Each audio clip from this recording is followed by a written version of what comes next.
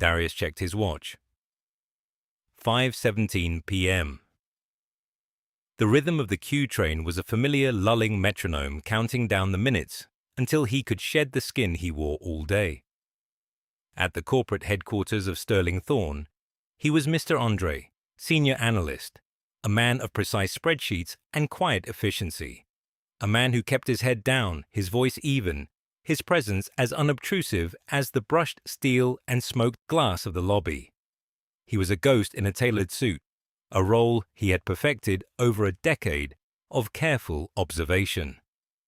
One wrong move, one loud laugh, one gesture misinterpreted, and the whole fragile construction could shatter. For a black man in this world, invisibility was a form of armor. But in 34 minutes, when he'd walk through the door of their small apartment in Queens, he would become something else entirely. He would become Daddy, a title that carried more weight and brought more joy than any corporate designation. He would be the official monster checker, the masterful grilled cheese chef, the patient homework helper, and the keeper of memories for a little girl with her mother's eyes. He would become real. He clutched the strap of his briefcase, the worn leather of familiar comfort. Inside, nestled between financial reports and a half-eaten protein bar, was a small folded piece of construction paper. Maya had given it to him this morning, her small face serious with the gravity of the transaction. It was a card, decorated with a wobbly smiling star drawn in yellow crayon. The star wore a top hat. Inside, in her careful developing script, she had written, "For Daddy, you are my best star. Break a leg. Love, Maya." He'd had to explain the idiom to her last week, and she'd latched onto it with the fierce enthusiasm of a 9-year-old discovering a new secret code. Tonight was her school play. The Little Star. She was playing the North Star, a role she'd practiced for weeks, her lines echoing through their apartment until they were as familiar to Darius as his own breath. He had promised he would be there, front row, center seat. A promise was a sacred thing between them, a bulwark against the uncertainty of a world that had already taken too much. The train lurched, and his reflection swayed in the darkened window. He saw the fatigue in his own eyes, the permanent caution etched around them. He saw the ghost of Jasmine beside him sometimes, a shimmering memory of her smile, her hand in his. "You worry too much," she would have said, her voice a gentle tease. "Just live, Darius." It was easier said than done. Living for him meant protecting, and protecting Maya meant controlling every variable, anticipating every threat, navigating a world that was not built for his ease or his comfort. Tonight, the variables were complicated. The annual Sterling Thorne Benefactors Gala was a mandatory appearance. It was a night of forced smiles, of navigating conversations with people who saw his name tag before they saw his face. He planned to make his appearance, shake the necessary hands, and slip out by 7:15 p.m., giving him just enough time to get to Maya's school auditorium before the 8 p.m. curtain. Mrs. Patterson, their saint of a downstairs neighbor, was already with Maya, helping her with her costume. It was a tight schedule, a high-wire act, but fatherhood was full of them. As he walked the last few blocks from the subway station, the crisp November air felt good. The familiar sounds of their neighborhood, the rattle of a shopping cart, the distant wail of a siren, the murmur of conversations in a dozen different languages, settled over him like a warm blanket. This was home. This was real. He could finally exhale. He opened the apartment door to the smell of toasted bread and tomato soup. Maya flew into his arms, a whirlwind of nervous energy and silver glitter. Her costume was a simple black leotard and tights, onto which Mrs. Patterson had painstakingly glued dozens of tiny, shimmering stars. A larger cardboard star covered in aluminum foil was tied to her back with ribbons. "Daddy, you're home. Mrs. Patterson said you have to wear your fanciest suit to the work party, the one that makes you look like a movie star." He laughed, a real, unburdened sound that only ever happened within these four walls. He swung her around. Only if you think it's fancy enough for the father of the North Star. Mrs. Patterson smiled from the small kitchen, her face a welcome map of kind wrinkles. He scrubs up all right, doesn't he, sweet pea? I've got soup on for you, Darius. You need to eat before you go schmoozing with all those fancy folks. He ate while Maya recited her lines one last time, her voice clear and proud. I am the constant, the traveler's guide. When all other lights flicker and fade, I remain. He felt a swell of pride so immense it was a physical ache in his chest. She was his constant, his guide, the reason he navigated the treacherous waters of his other life. For her, he would face 1,000 galas. An hour later, dressed in his best dark grey suit, the movie star suit, he knelt before her. He adjusted the star on her back. You are going to be amazing, Maya. You're going to shine so bright they'll see you all the way in Manhattan. She wrapped her arms around his neck, her glittery costume scratching his cheek. You'll be there, right? You promised. Front row, center seat, he whispered, the words a solemn vow. I wouldn't miss it for the world. I just have to go say hello to my boss and some other people, and then I'm all yours. He left her in the warm, capable hands of Mrs. Patterson, the sound of their laughter following him down the hall. As he stepped out into the night, the cold air felt like a shock. The armor went back on. Mr. Andre was heading to Manhattan. The ghost was back in the machine. The gala was in full swing at a cavernous hotel ballroom overlooking Central Park. The air was thick with the scent of expensive perfume and the low hum of powerful people making powerful conversation. Waiters drifted through the crowd with trays of champagne and impossibly small food. Darius took a glass of sparkling water, a familiar anchor in a sea of alcohol and artifice. His goal was simple: be seen by the right people, exchange pleasantries, and disappear. He spotted his department head, made his way over, and endured a 5-minute conversation about quarterly projections. He nodded, smiled, and said all the right, forgettable things. His eyes scanned the room for the real power, the person whose brief acknowledgement would check the box of his attendance, Serena Thorne. She stood near the stage, a statuesque figure in a midnight blue gown that seemed to drink the light. As the CEO and daughter of the company's founder, she commanded a natural gravity. People orbited her, vying for a moment of her attention.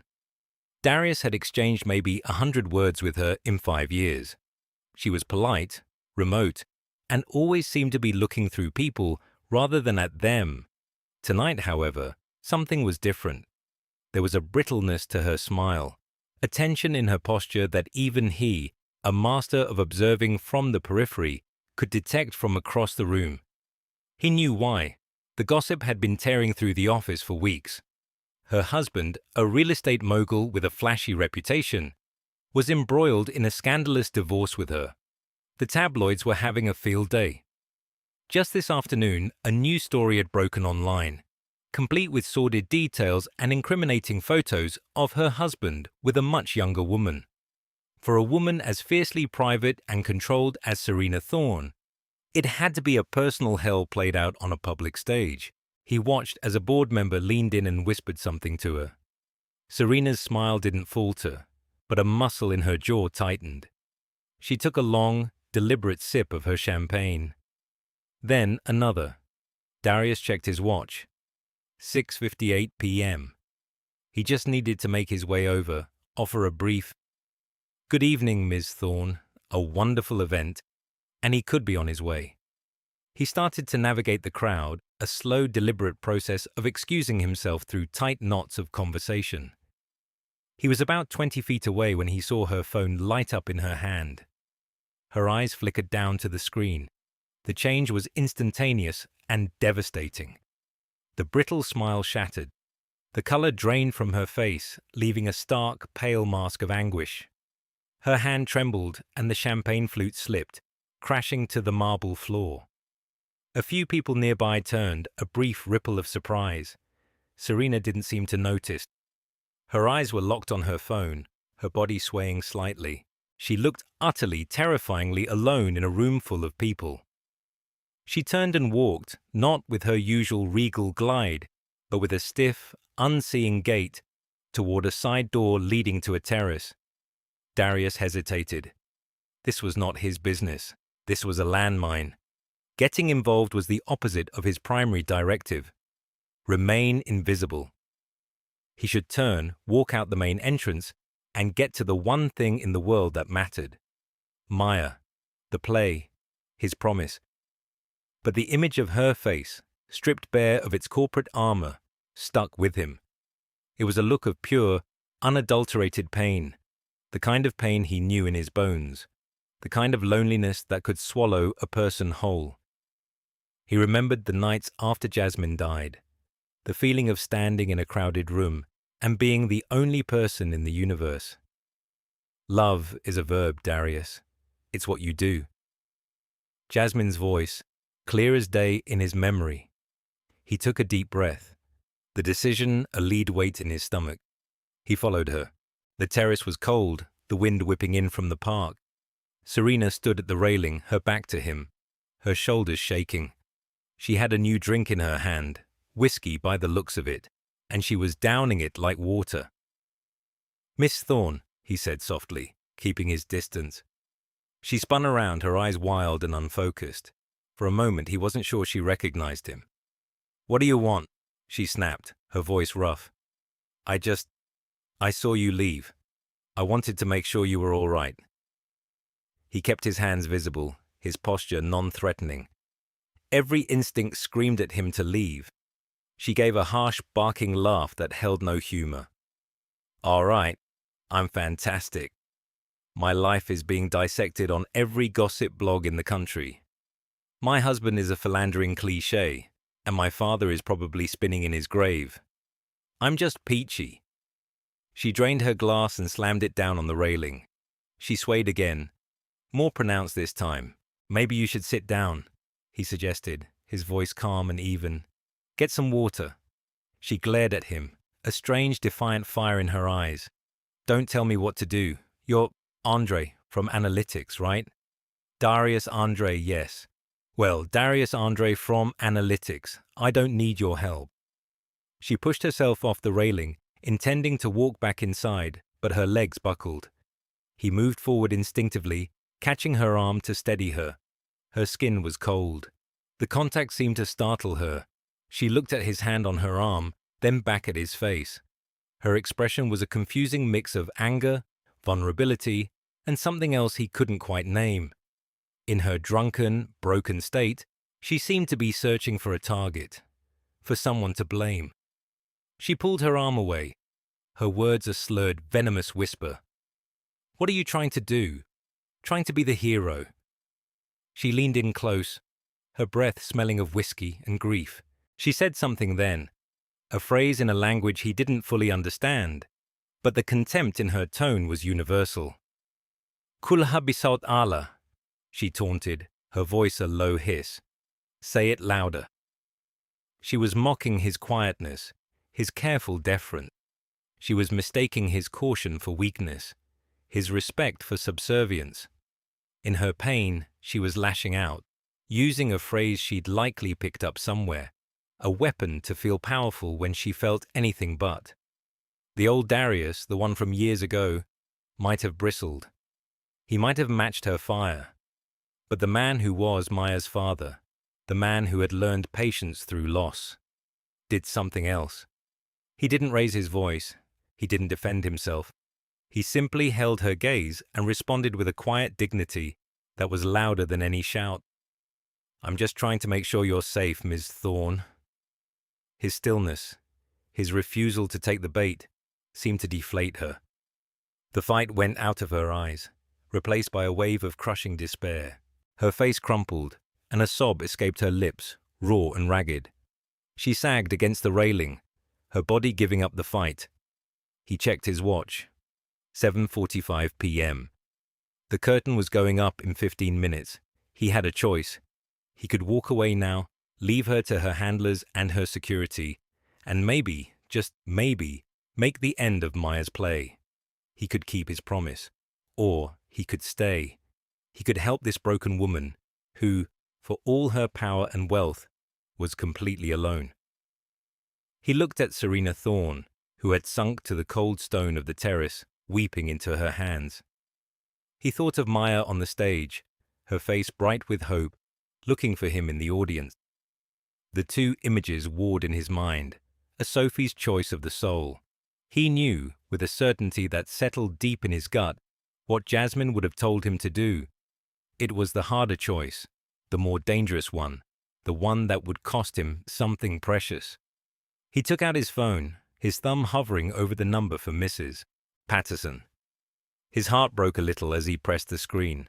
The call was one of the hardest he ever had to make. Mrs. Patterson picked up on the second ring, the sounds of an excited, chattering auditorium in the background. "Darius, are you close? They're about to start." He turned his back to Serena, lowering his voice. "Mrs. Patterson, I'm not going to make it." The words felt like stones in his mouth.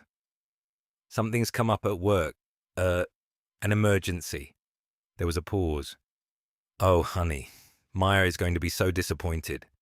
"I know," he said, his voice thick. "I know. Can you please record the whole thing? Tell her I love her more than anything, and that I am so proud of her.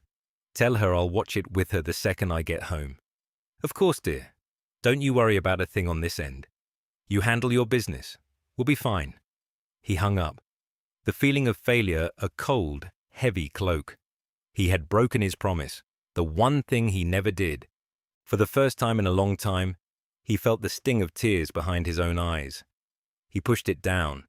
He had made his choice. Now he had to see it through. He walked back to Serena. She was still on the ground, shivering in the thin fabric of her dress. "Come on, Ms. Thorne," he said gently. "Let's get you home." Getting her out of the hotel was a covert operation. He guided her through a service exit, avoiding the main lobby. Her security detail was nowhere to be found, likely dismissed by her in her anger. Outside, the city lights blurred past.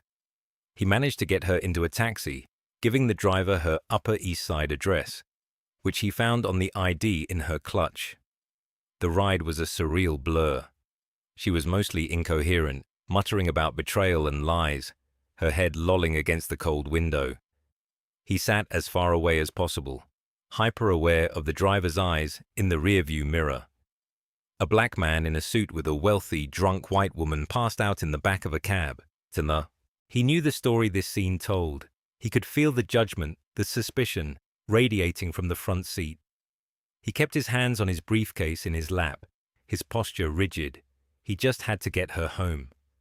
Her building was an imposing limestone fortress, with a doorman who looked at Darius with undisguised mistrust. "Miss Thorne is unwell," Darius said, his voice steady and professional. "I'm helping her upstairs."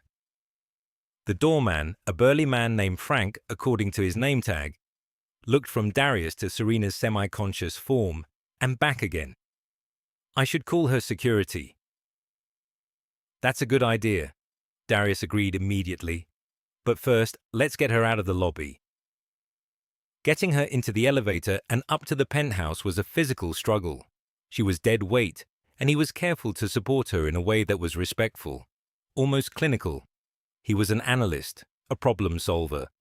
This was a logistical problem. That's what he told himself. The penthouse was breathtaking and sterile. It was a vast, gallery-like space with floor-to-ceiling windows showcasing a glittering panorama of the city. But there was no life in it. No photos, no clutter, no warmth. It felt like a showroom. He guided her toward a long white sofa. As he helped her sit, she vomited, soiling the front of her expensive gown and a patch of the pristine white carpet. He reacted without thinking, grabbing a decorative throw pillow to put under her head, moving a glass table out of the way. He found the kitchen, a sleek stainless steel expanse, and got a glass of water and a damp cloth. He knelt beside her, not on the sofa, but on the floor. "Ms. Thorne, Serena, can you hear me?" She mumbled something, her eyes barely open. He gently cleaned her face with the cloth. The dress was a problem. He couldn't leave her in it. He looked around the cavernous apartment, feeling like an intruder. Where was her bedroom? Where was a maid? A housekeeper? Anyone? The place was utterly, eerily empty. He knew he couldn't undress her. The thought itself was a siren of warning in his head. That was a line that could not be crossed, a boundary that, if breached, could lead to a place from which he might never return. But he couldn't leave her like this either. He remembered his gym bag, still in the trunk of the town car he'd taken to the gala. He'd planned to go to the gym after dropping his briefcase at home. In it was a clean, soft grey t-shirt and a pair of sweatpants. It wasn't ideal, but it was better than the alternative. He made another difficult decision. He had to go back downstairs. "Frank," he said to the doorman, his voice calm, "I need to get something from my car. I'll be right back up. Her security is on the way." Frank nodded, his expression still wary. "They're 5 minutes out." Darius retrieved his bag, his heart pounding a frantic rhythm against his ribs. This was getting more complicated, more dangerous by the second. When he got back upstairs, he found Serena had managed to move from the sofa to the floor, where she'd curled into a fetal position, shivering. He couldn't just leave. What if she choked? What if she fell and hit her head? The thought of leaving her alone in this state was unconscionable. The security team would arrive, but would they care? Would they see her as a person in pain, or just a problem to be managed? He made a choice that he knew, even as he was making it, was profoundly stupid and profoundly necessary. He took out the clean t-shirt. He found a pair of scissors in a kitchen drawer. With the utmost care, moving with the precision of a surgeon, he cut the ruined straps of her gown from the back. He was able to pull it down and away from her without having to lift or undress her further, preserving as much of her modesty as possible. He then managed to gently slip the large, soft t-shirt over her head and arms. It covered her to her mid-thighs. He found a cashmere throw blanket on a chair and draped it over her. He cleaned the mess on the carpet as best he could, with club soda and a towel from a guest bathroom. He placed a glass of water and 2 aspirin on the table beside her. He took his briefcase and gym bag and retreated to the far side of the living room, as far from her as he could get. He sat in a hard, uncomfortable chair, a silent sentinel in the dark. He would wait until she was safely asleep, then he would let himself out. He must have drifted off. The next thing he knew, pale morning light was filtering through the massive windows. His neck was stiff, his suit rumpled. He looked over. Serena was gone from the floor. The blanket was folded neatly on the sofa. For a terrifying second, he thought she might have left the apartment, wandered out into the city. Then he heard a sound from down a long hallway. A voice. It was her, and she was on the phone. He stood up, his body aching, and moved silently to the edge of the hallway. He couldn't make out the words at first, just the tone. It was tight, high-pitched with panic. He froze, every muscle in his body tensing. This was it, the moment he had been dreading. Her voice became clearer as she moved closer. "Claire, I'm telling you, I don't know who he is. I woke up on my floor. I'm wearing a man's t-shirt. It's not mine." Darius felt the blood drain from his face. His back was pressed against the cold wall, his breathing shallow. He knew how this sounded. He had played this exact scenario out in his head 1,000 times over the years. A black man, his drunk white boss, in her penthouse. It didn't matter what had actually happened. The narrative was already written. "No, I don't remember anything after the gala," she continued, her voice trembling. "My dress is on the floor. It's been cut. Claire, oh my God, it's been cut off me." He closed his eyes. Cut off her. The words were a death sentence. He had tried to be respectful, to be helpful, and in doing so, he had created a set of facts that could destroy him. His job, his reputation, his ability to provide for Maya, his freedom. He thought of his daughter, her smiling face in her star costume. A wave of nausea washed over him. There's a man here, Serena whispered into the phone, and he could hear her moving toward the living room. He's in my apartment right now. I think he's still here. What do I do? Should I call the police? Darius stood perfectly still, his heart a wild drum against his ribs. He didn't move. He didn't speak. He just waited for the world to end. He heard her sharp intake of breath as she rounded the corner and saw him standing there. Her phone was clutched in her hand like a weapon. Her eyes were wide with a mixture of fear and confusion. She was wearing his grey t-shirt, which hung loosely on her frame.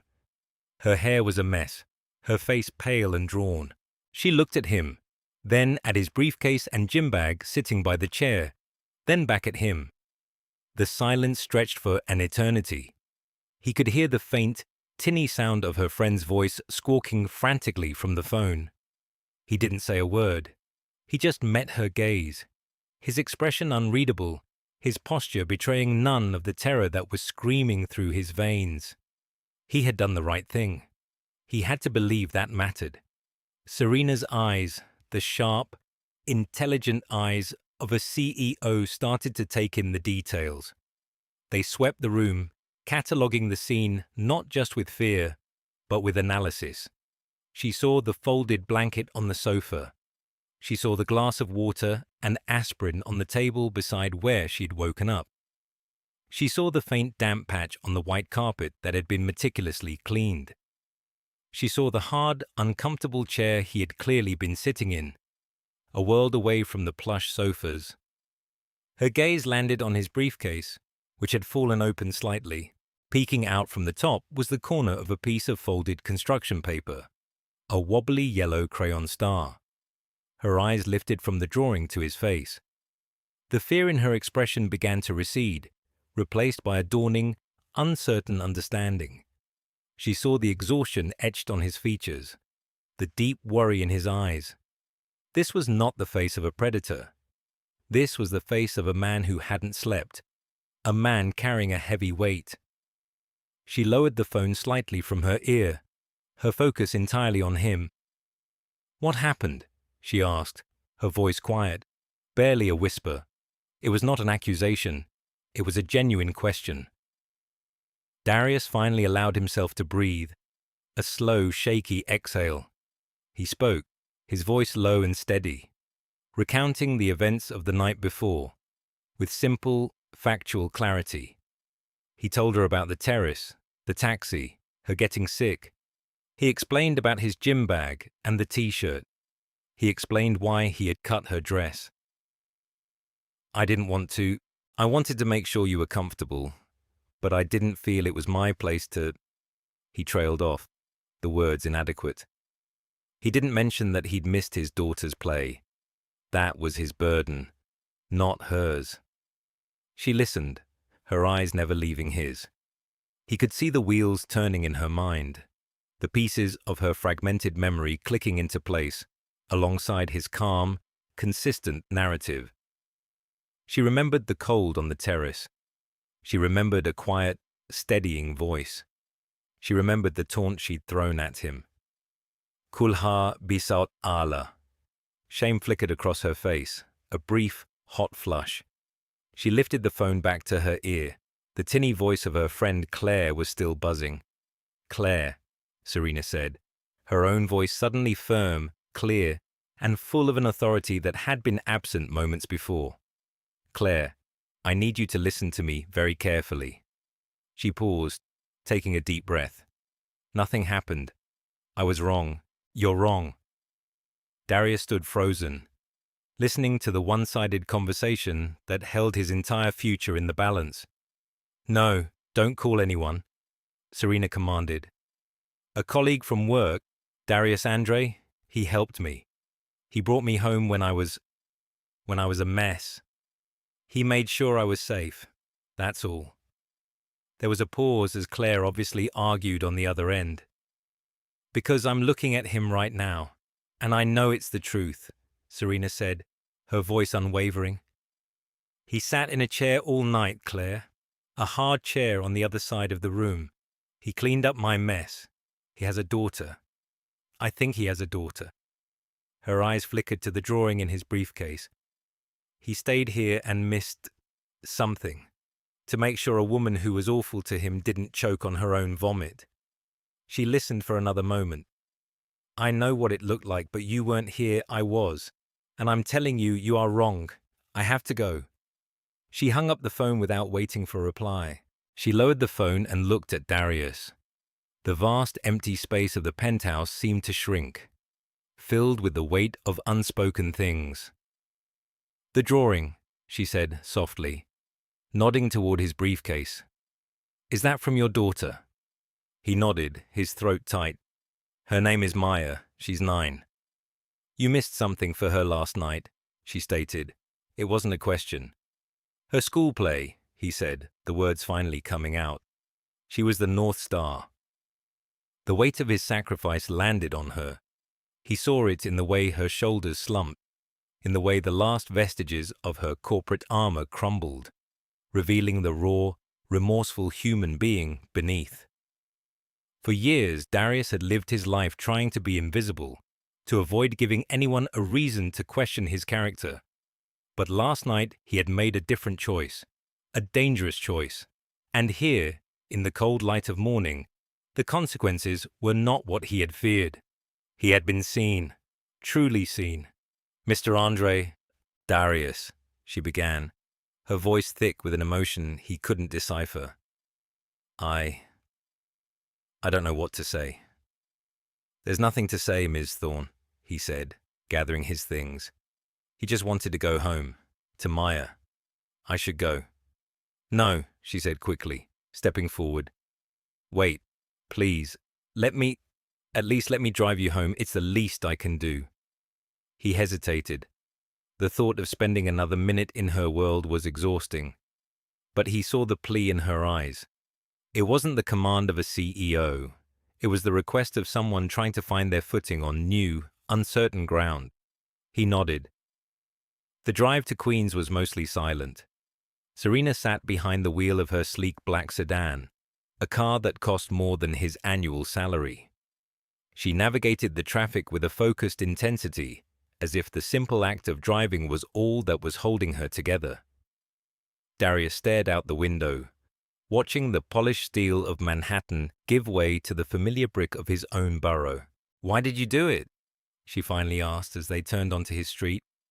Why did you help me? After the way I spoke to you. After everything.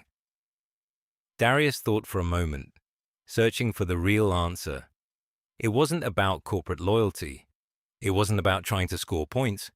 It was simpler and more complicated than that.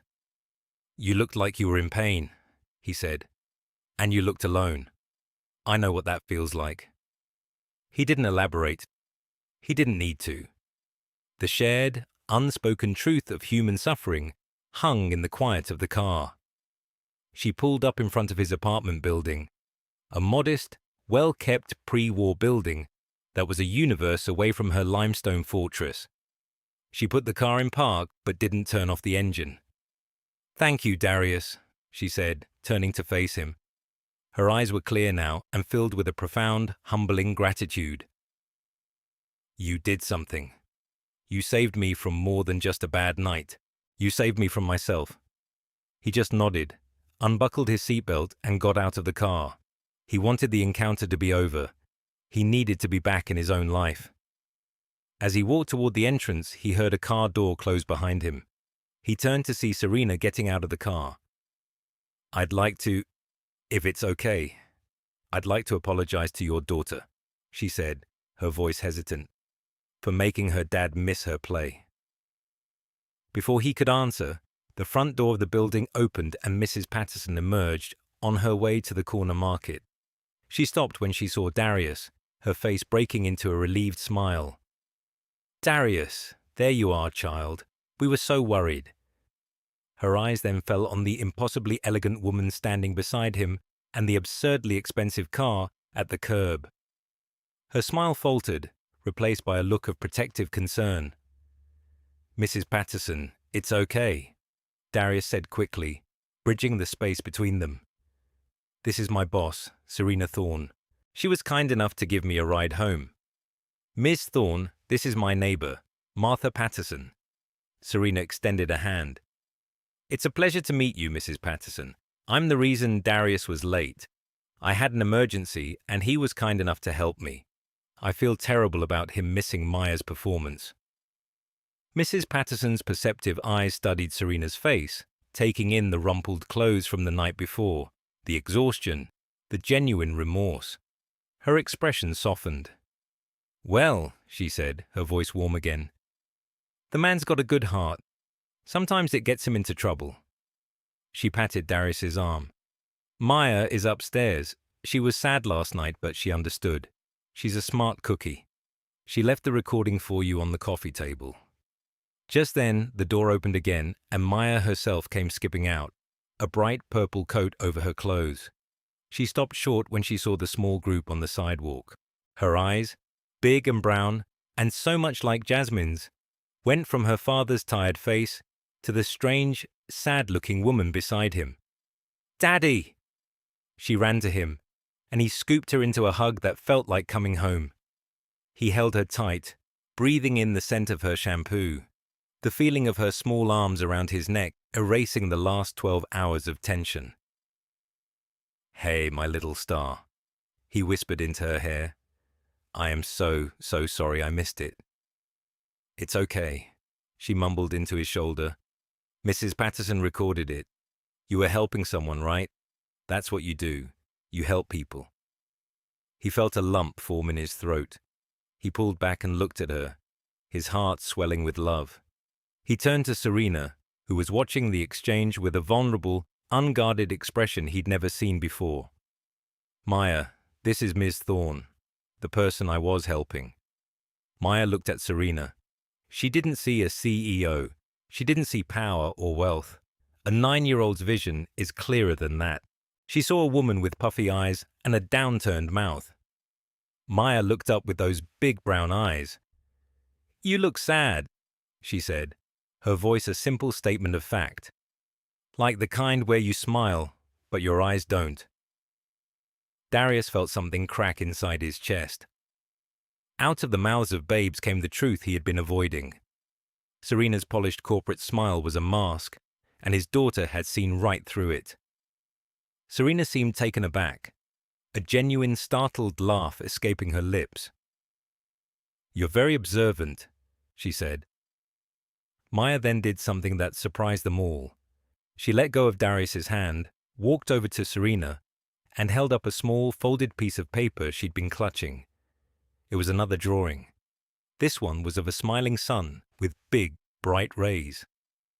"This is for you," Maya said. "Everyone deserves to smile. For real." Serena stared at the drawing, then at the little girl. He saw her composure break, just for a second, her eyes glistening with unshed tears. She knelt down, so she was at eye level with Maya. "Thank you," she said, her voice choked with emotion. "Thank you, Maya. That's the kindest thing anyone has said to me in a very long time." She took the drawing with a hand that trembled slightly. She stood up, looked at Darius, and the look that passed between them was one of a new, profound understanding. A bridge had been built over the vast chasm of their different worlds, constructed out of a father's integrity and a daughter's simple, unfiltered kindness. The following Monday at work, the air was different. When Darius walked past Serena's glass-walled office, she looked up and met his eyes. She gave him a small, genuine smile. It wasn't the smile of a CEO to a subordinate. It was the smile of one human being to another. It was a small thing, but it felt momentous. Later that day, an email went out to the entire company. It was from Serena. It announced the formation of a new corporate foundation, the Jasmine Initiative. It was dedicated to providing support and resources for single-parent employees, from emergency childcare grants to flexible work schedules. The initiative was named, the email said, in honor of the principle that the strongest foundations are built on love, sacrifice, and community. Darius stared at the screen, his heart pounding. He hadn't told her Jasmine's name. He must have said it during the long, rambling night, a name spoken in a moment of exhaustion and memory. She had heard it, she had remembered, and she had honored it. A week later, he received a personal invitation. The drama club at Maya's school was putting on a special encore performance of The Little Star. It was a private showing, just for friends and family, funded by a new, anonymous donation to the school's arts program. The invitation was for two. That night, Darius sat in the front row of the school auditorium, the familiar scent of dusty curtains and floor polish filling the air. But this time, the seat beside him was not empty. Serena Thorne sat there, dressed not in a power suit, but in simple slacks and a sweater. She looked relaxed, more real than he had ever seen her. When Maya walked onto the stage, her glittery star costume shining under the lights, she scanned the audience. Her eyes found Darius, and a huge smile lit up her face. Then her gaze shifted to the woman sitting next to him, and her smile grew even wider. She delivered her lines with a confident, joyful clarity. I am the constant, the traveler's guide. When all other lights flicker and fade, I remain. Darius watched his daughter, his North Star, and felt a profound sense of peace settle over him. He had spent so many years trying to be invisible, to protect himself and his daughter by staying in the shadows. But in one terrifying, transformative night, he had learned a different lesson. Sometimes, the only way to be a true guide is to be willing to be seen, to let your own light shine, no matter how risky it feels. After the play, as they stood in the school hallway, Serena turned to him. She was incredible, she said, her voice filled with genuine admiration. You must be so proud. I am, he said simply. Darius, she said, her tone growing more serious. The Jasmine Initiative. I hope you don't mind. I wanted to do something that mattered, something real. What you did for me. It changed the way I see things, the way I see everything. It's a beautiful tribute, he said, his voice thick with emotion. Thank you. Maya came running up, clutching a small bouquet of flowers. She looked between the two adults, her head tilted. Are you two friends now? She asked. Serena smiled, a real smile that reached her eyes. I hope so, she said, looking at Darius. He met her gaze and smiled back. Yeah, he said. I think so. As they walked out into the cool night air, Darius took Maya's hand. He felt the small piece of paper in his pocket, the drawing of the sun she had given to Serena. He thought about the choices he had made, the risks he had taken. Maybe the world wasn't fair, maybe it never would be, but it was filled with moments of grace, with opportunities to connect, to help, to be a constant light in someone else's darkness. For years, Darius had lived his life trying to be invisible, trying to avoid mistakes, trying to never give anyone a reason to question his character. But that night at the gala, he had made a different choice, a dangerous choice. And somehow, against all odds, it had led him here, to this moment of quiet joy, of shared humanity. Maybe the world wasn't fair, maybe it never would be, but maybe there were still people who could see him for who he really was. A father, a good man, a traveler's guide. And maybe, just maybe, that was enough. He was no longer a ghost in a suit. He was Darius Andre. And for the first time in a long time, he felt completely and gratefully visible.